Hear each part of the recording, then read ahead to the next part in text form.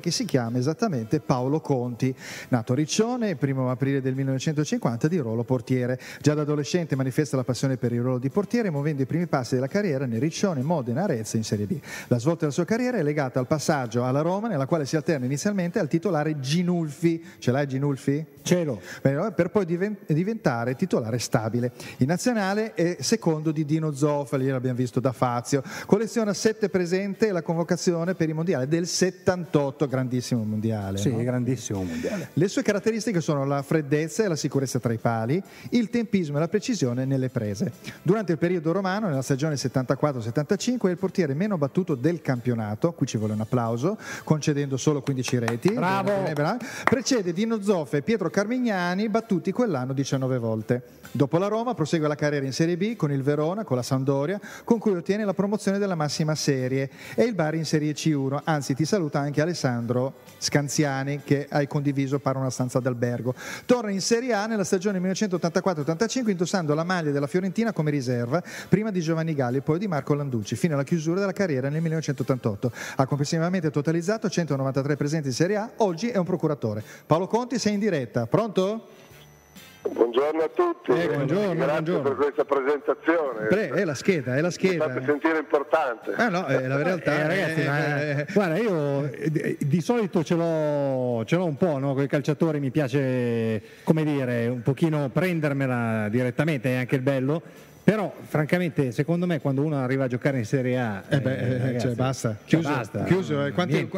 Tu hai giocato in Serie A, io non ho giocato in Serie A. Io non ho giocato neanche in terza categoria. Neanche in terza categoria, neanche in terza categoria, solo amatoriale.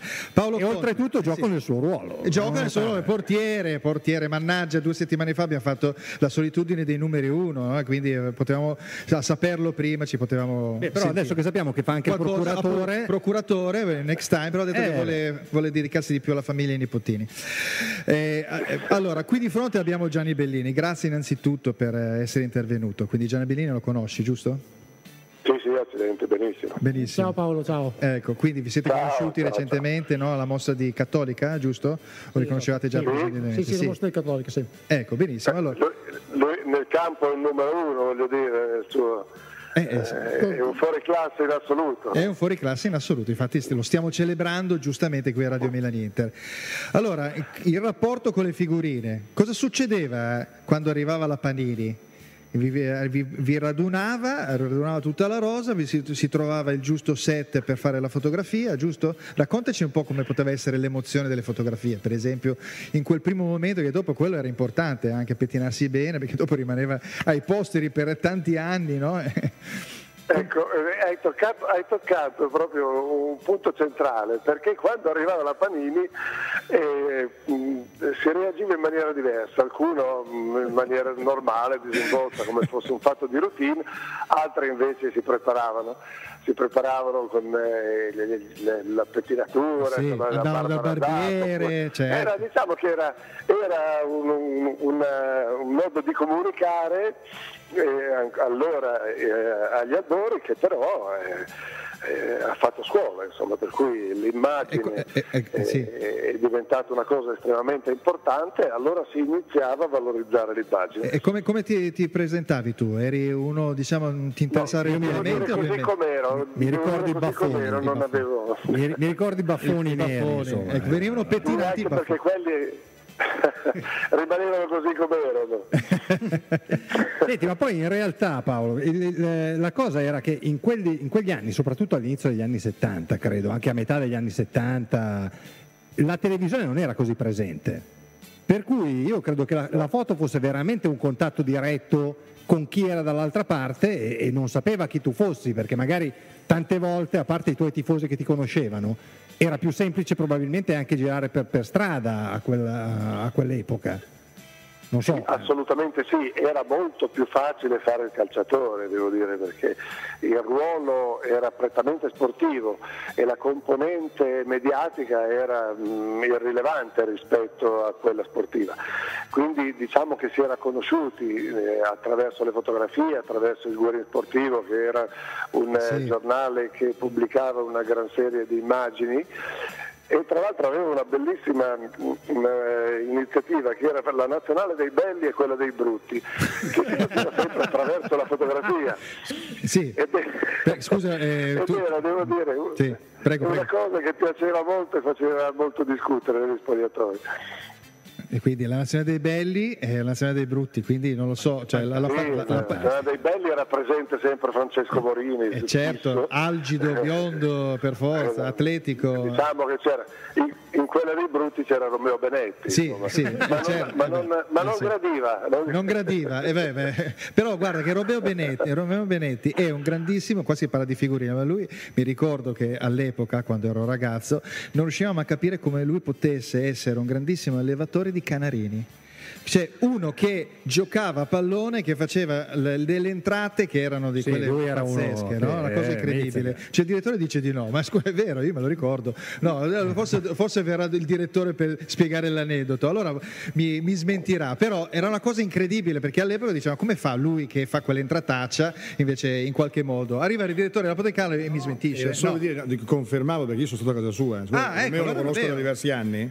E avendo fatto diverse cose insieme, mi ha detto: io sai che colleziono carini? Sì, Romeo, certo. Dico, no, è vero. E tu vedi questo uomo mansueto, improvvisamente ricomposto da quella che poi era una nuova sfera, perché lui adesso se gli fai quasi si spaventa, in realtà non è così, però insomma era effettivamente un personaggio che andava in campo con un atteggiamento ben diverso da quello che vediamo adesso. Sì, era uno che in campo... che non dico che è una virago con lui, però insomma in qualche modo lo metteva poco. Comanda piuttosto bene. Però un personaggio adesso docilissimo e dolcissimo, incredibile. Tutto qua, solo di confermare. Allora se posso integrare questa descrizione, perché ho avuto la fortuna di conoscere Romeo come compagno di squadra tanto in nazionale quanto nella Roma, ma è una persona fuori dal campo dolcissima, ma anche in campo, voglio dire, una persona estremamente corretta. Era una persona di memoria lunga, nel senso che se riceveva un fallo negli anni, per non dire nei secoli, lo restituiva. E poi voglio dire con tutti gli interessi del caso, ma si ricordava, se lo segnava. No, conferma, era corretto. Sì, assolutamente sì. Io se posso raccontare un aneddoto che poi era quello che si ripeteva sempre, quando lui subiva un fallo e le subiva, non reagiva, però guardava chi glielo aveva fatto, quello era segnato, nel senso che la prossima partita, quella successiva, quella dopo 10 anni la riceveva di sicuro. Ma questo è abbastanza normale, penso che, anche perché poi, però devo dire la verità, cioè lui in campo non era una mammoletta. No, non tirava mai indietro per niente, aveva due cosce incredibili. Non l'ho mai sentito lamentarsi.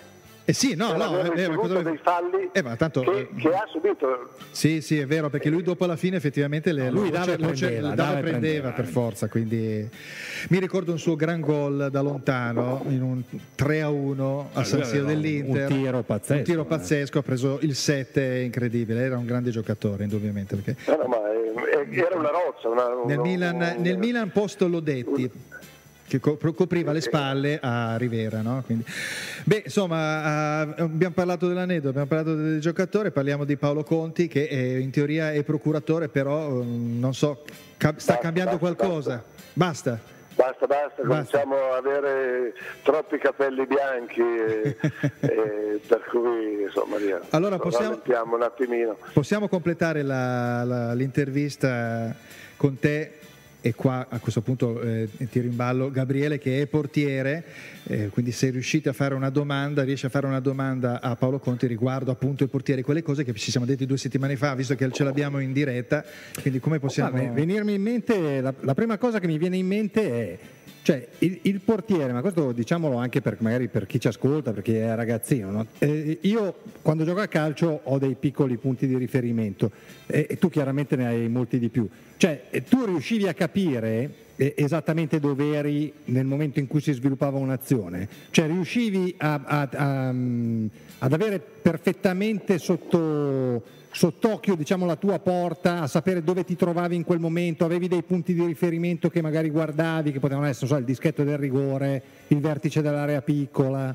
Come ti comportavi? Guarda, devo dirti assolutamente sì. E una delle, diciamo, dei sistemi di allenamento nei quali un po' mi esercitavo era quello di muovermi dentro l'area di rigore ad occhi chiusi, e soprattutto nell'area di porta, ed avere l'immagine esatta di dove la percezione. fossi, la percezione esatta, che è poi la percezione questo. che hanno gli attaccanti, perché gli attaccanti possono da qualsiasi area di rigore possono calciare senza guardare la porta e avere l'esatta sensazione di dove quella si trova. Per cui credo che chi vive dentro l'area di rigore queste cose le conosce, insomma. Ho capito. Senti, Credo che sia inevitabile, tanto per un portiere quanto per un attaccante.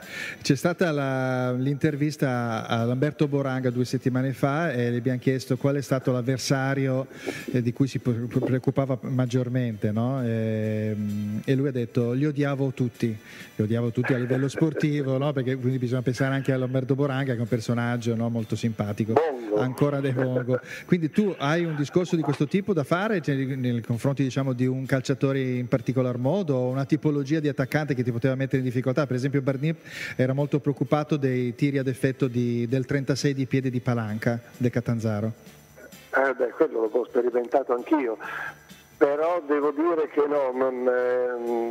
personalmente non ho mai avuto questa trance agonistica, anzi riuscivo fortunatamente a collocarmi in una dimensione abbastanza reale. Devo dire però che c'erano degli attaccanti con i quali bisognava prendere delle precauzioni. Faccio un esempio: se in uscita incontravo l'Inter o la Juve di Boninsegna, mi guardavo bene da guardare la palla, perché lui, orientandosi sulla mia voce, mi veniva addosso. e quindi mettendomi per cui insomma questa poi fa parte dell'esperienza, naturalmente. Però era sicuramente uno degli attaccanti da questo punto di vista più pericolosi, Sì. Oltre e non solo sotto questo punto di vista.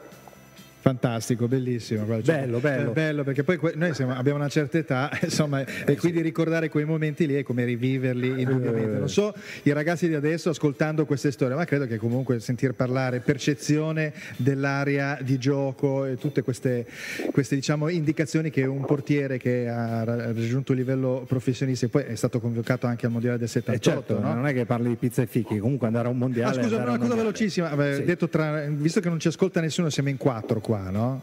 Paolo, ma quei 2 gol presi da Zoff al mondiale del 78 erano proprio così imparabili? Questa è una cattiveria, chiaramente. Il tiro di Brands da lontano e di Dirseo col Brasile, mi ricordo.